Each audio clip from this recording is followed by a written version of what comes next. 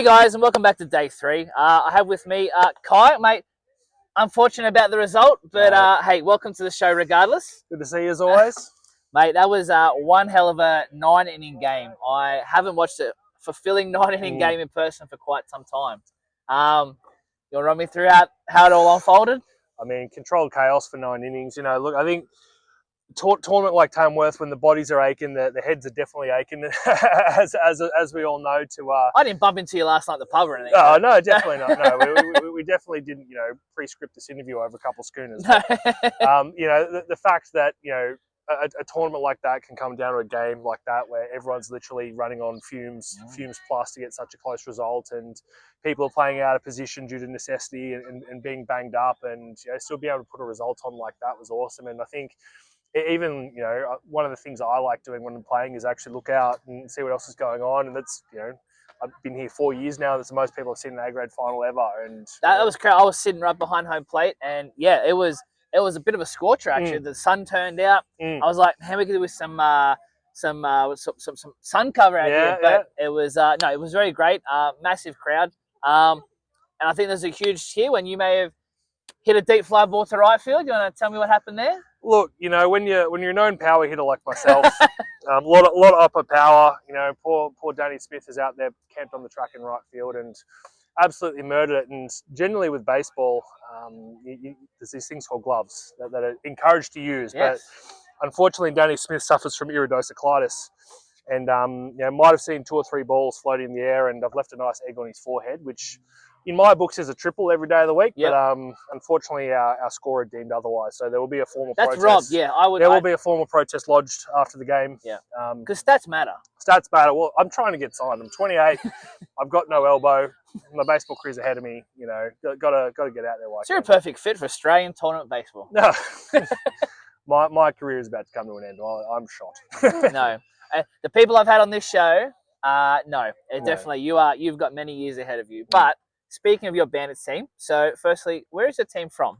So team is from Canberra initially. So Bandits is one of the clubs based down there, and predominantly most of the guys play from that. But we're sort of a jack of all trades. This is our 10th year coming to Tamworth. We all grew up playing together across rep squads or first grade, whatever. And obviously, as life goes on, people start to go their own separate ways and move across the country. I personally live in Darwin. It's kind of the one time of the year where we all get to put on the same jersey and play together, and it's awesome. Not a lot really changes over those years, over 10 years baseball wise, apart from we all suck just a little bit more, or in Brenton McMahon's case, a lot more. Well, we watched him play third base today. He came up lame. He should have been taken out behind the dugout and shot, but unfortunately, we needed someone to score. Every team has their Make-A-Wish kid, and unfortunately, he's ours. So. Yes. But obviously, speaking of roster maker, we were chatting obviously pre-tournament, and you were telling me how deep of a roster you had at 11 bodies. Yep, 11 bodies. Then I caught up with you either the first night or the first morning, and what happened? We're down to 10. 10. A game not played. No. So depth, as we all know, is the name of the game when it comes to Tamworth and tournament baseball. But so we're happy to go with 10. The only reason we took 10 over 9 is we needed someone to score on Game Changer, frankly. So. We unfortunately, like I said, life goes on. It does. Stuff pops up, personal lives. People have to pull out. That's fine. But yeah, look, we made it through with 10, which I think we're all pretty proud of. I think all of our bodies are regretting it. A lot of guys were playing out of position. A lot of guys had to pitch, because we had deep innings, right? Someone's got to get up there and throw them at some point. So, but yeah, pretty happy with how the boys came together. The old cliche, boys played well. They did. No, I think it's hard. Like obviously, there was a bit of chatter online before grand final started. I don't know what I didn't read nothing at all. No. Oh, look, it's the nature of the beast, and tournament baseball comes in many different formats, and for our case, we knew that the semi was obviously critical. We obviously we were still trying to pull results while we could in those earlier games, but our main focus was to try to save some guys from the semis and roll the dice. And I think regardless of where any of us finished up, everyone was a shot. I think first grade across the board this year was incredibly close. I thought it was pretty 50-50 across. There was no blowouts. I think any day any dog could have had their day. And I mean, after seeing what transpired yesterday, so for those at home who weren't aware, so obviously A grade and B grade both had 4 teams. So basically, everyone played each other once. And then that kind of set up the seeding for a Saturday afternoon semi-final, 1 through 4. Now, obviously, Tamworth was seeded 1 with 2 wins and a draw. Same as Dead Stars, actually, yep. And then we had us with 1 win and 3 losses. You guys were 0 and 3. But hard-fought losses. No. I'm not playing that because we went back. The Marlins went back last night, and we thought about what happened. And you guys did the right thing. There was one game that really mattered. Yep. And you put your best efforts into that game to make Monday. Yep. And it paid off. Right now, regardless of whether some people might say it's not worthy of to go over in the regular kind of tournament. I mean, you guys didn't create the tournament structure. You strategized. Yeah. You played. We played the format the way it was written, right? Yeah. And obviously, I'm not a manager. I didn't see what anyone else did, right? But I think the beauty of having that semi-final structure is there's so much jeopardy on that last day. Absolutely. Sunday arvo, the dogs are barking, the wheels are falling off the table. Yeah. People are sore. I threw 3 strikes in 19 pitches. I couldn't. Didn't have a Scooby where it was going. But the fact that there was still enough, any other game, people would write that off. But definitely. Semi-final on the line, no one wants to have the day off. Everyone's here to play baseball, and it makes you put your money where your mouth is, right? So, absolutely. And because the other thing about not just the way that the tournament was structured, but the pitching, there's pitching rules. So again, for those not at home, so even in seniors baseball, every player was capped at a 200 pitch cap limit. Basically, I think it was 120 per day. And so, I mean, our Marlin team, we took 17 players, huge deep. We were able to sort of cycle through arms, thinking we're just going to stay fresh and we'll have the sort of leg up on it come a Monday. Yeah. Now you guys, 10 people, as you said, like you've kind of managed those 5 to 6 inning regular games, just get through and then put the best arms on the semi-final. And then, you know what, we're going to work it out come Monday grand final. 100%. I love the old Johnny Holstaff approach, and we were probably in worse shape with our arms this year than we were last year. Last year, I think there were 5 teams in the bracket last year, but all of our starters went at least 5. We had a couple of blow-ups earlier on here, and some guys got thrown in positions they might not have been otherwise able to get out of. But again, tournament baseball, crazy things happen. Oh, big time. And 2 plays in that final, and we're sitting here with a check about to cash in over the bar, and a couple pineapples. You're not wrong. And it's not just that now. I obviously had heard some whispers about next year. There might be a few extra teams and might kind of change it. But, I mean, regardless of that, again, I think this tournament has really put eyes on that you can come from anywhere. You guys are a mixed bunch of guys that are just from everywhere. And it's really great that you can come together here of all places. I mean, it's a trek, but ultimately you guys make it worth the trip, not just for the baseball, but the social scene.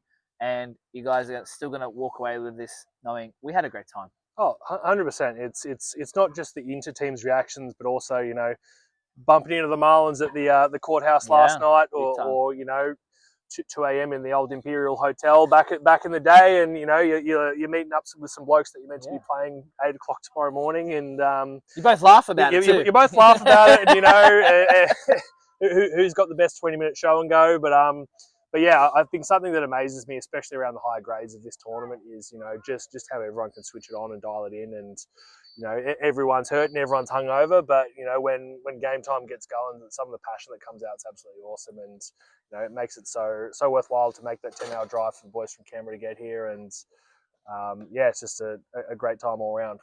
So touching back on, you said you personally are in the Northern Territory, Darwin area. How's baseball up there? Is there baseball up there? I haven't kept track. Yep. What's it look like up there? So I do work for Baseball Northern Territory up in Darwin there. So we're currently split across 2 associations. So we've got the Darwin Baseball League running up in Darwin. They run out of the dry season, so winter time. And then we've got Alice Springs Baseball Association running opposite that in summer. Funnily enough, Alice Springs is actually bigger than Darwin. I think Darwin is suffers a bit from a lot of problems affiliated with regional associations, lack of volunteers, lack of player base. Unfortunate thing about Darwin and dry season sport is you're fighting with everyone for the same kids in the same amount of time. But A lot of good things are happening, and there's, I think, a renewed love for the game up there. The association up there's been going for 75 years. It was absolutely That's a very long time. Absolutely massive in the 90s, and a lot of cool initiatives, especially around women's baseball and the kids as well. So it's definitely a different beast, but I think, funnily enough, a lot of my time spent growing up and playing in New South Wales country during the winter time probably prepared me for that as well.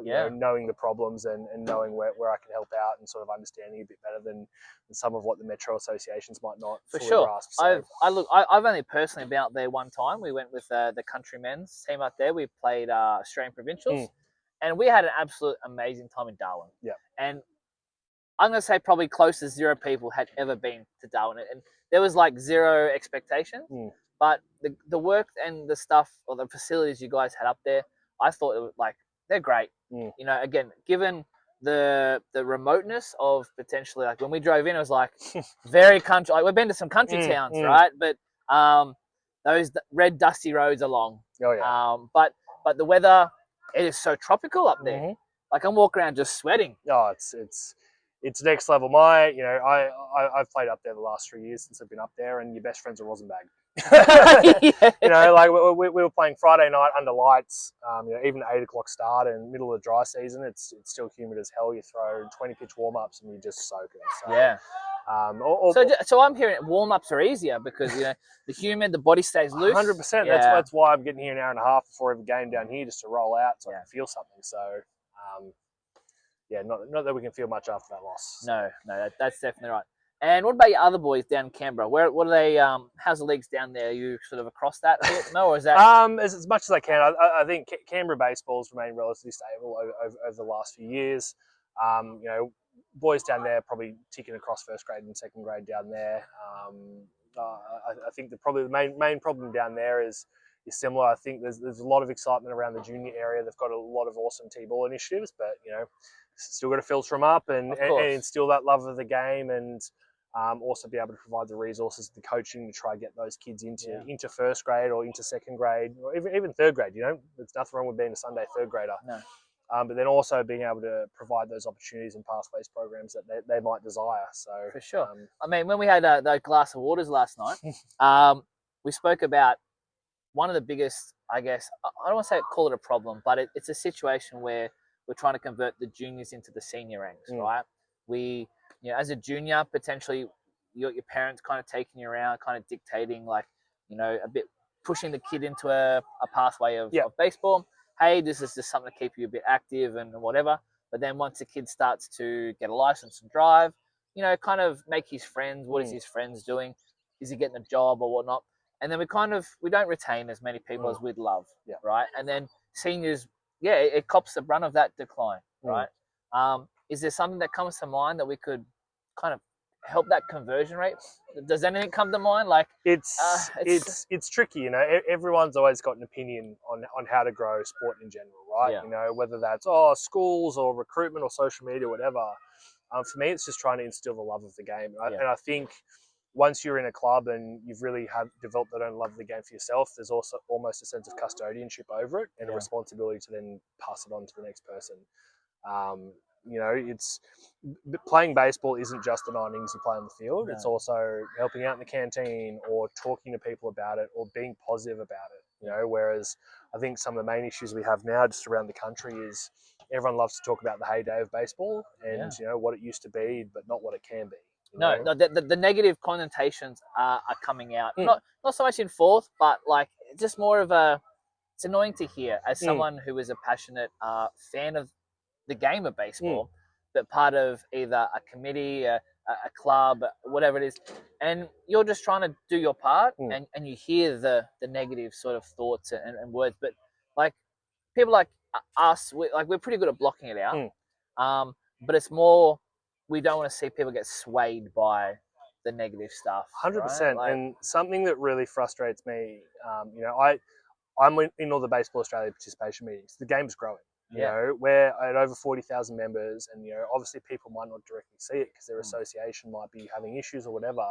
But there is a genuine reason to be excited to play this game around the country. I think that's actually a good point because I think, as I said, some associations may be in a decline, right?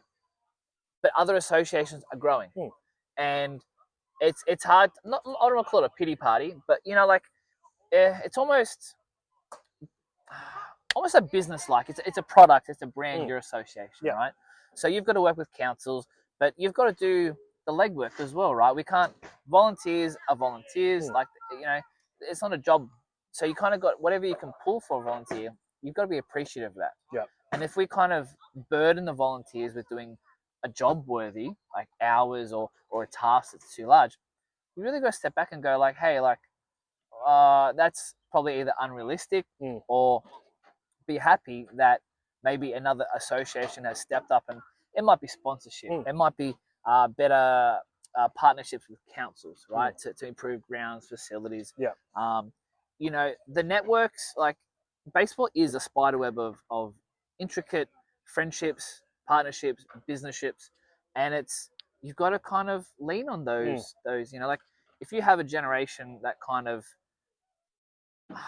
I'm not gonna. No, I was gonna say. Let it fly. Let it fly. Let's go. I was gonna say silver spoon. Text after dark, yes, everyone. Okay. I was gonna say a sense of silver spoon of volunteers, with an endless times to just give to people. Right. We are now at a sort of world status where time matters. We don't have just free time every day of the week.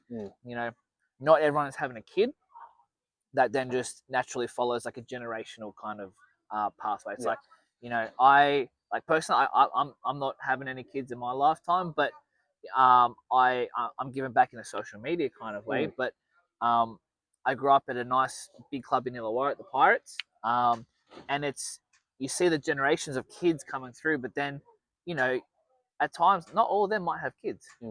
So if the reliance is on like your club's producing kids after kid after kid like a factory, but we're not pulling in new talents, right?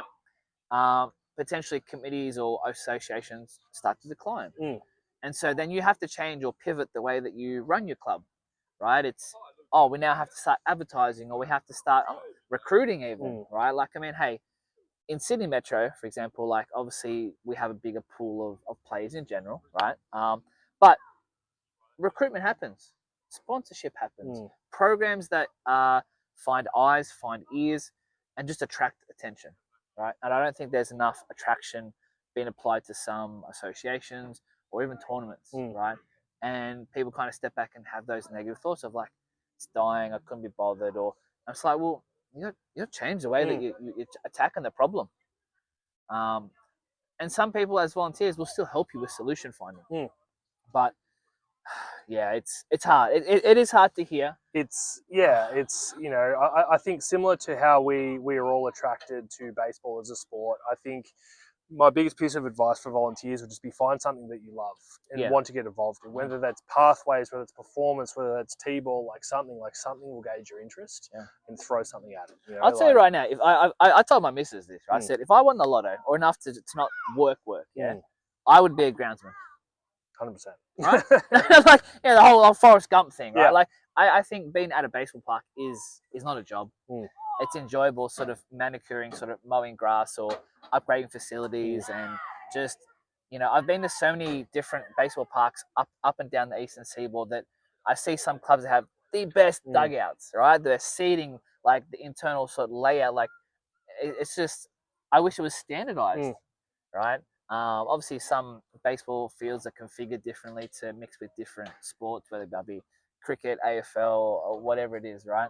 But I would love to see every ground like just look, not MLB obviously, but like just, I want people to walk away or be like, I can't wait to play at X ground because they have the best facilities, right? Best canteen or whatever it is, lights. We can play later, and that engagement, either pre or post a fan, a player, I don't see it enough. I know that sort of some associations, again, it's the council kind of hiccups and red tapes and I do dislike that, right? Some areas are more favourable to other sports. I don't know how to get around that. When I go to these tournaments, I talk to the association heads of people important, and I go, hey, so what's the lowdown? What troubles do you encounter? And I kind of want to hope that all the associations around New South Wales in particular can structure maybe like, hey, if let's just use Tamworth, they meet up with an Illawarra, Newcastle, Central Coast, whatever, and when they come to that big meeting, like they openly discuss, hey, this is the problem we faced, and you might have an association went through a certain process. Hey, we went through that. This is what we did. That might work for you. Or, you know, if it's like a funding issue, it's like, well, hey, we had these sponsors in, upper New South Wales. Maybe give them a call. You just never know unless you ask. Yeah. Right. The worst thing anyone can ever say is no. But if you never ask, you're just never gonna know. And I think sometimes people are afraid to ask those questions. I'm not sure why, man. I'm a curious guy. It's if there's a problem, there's a solution. Yeah. If you dig deep enough. 100%. So, but look, hey guys, that will wrap us up here. It's been an amazing, absolute amazing time up at Tamworth again. Freezing mornings, hot days. Look, it is what Tamworth is. I expect the tournament to grow even bigger next year. I recommend if your team has not participated in this tournament, that you contact Haley and the Tamworth Association. Get in early because I know that there's already a lot of teams that are re-signed up for next year. So thanks for coming on the show, Kai. It's been a pleasure. Good to see you again. And we'll be in touch. But for now, guys, take care and I'll talk to you soon.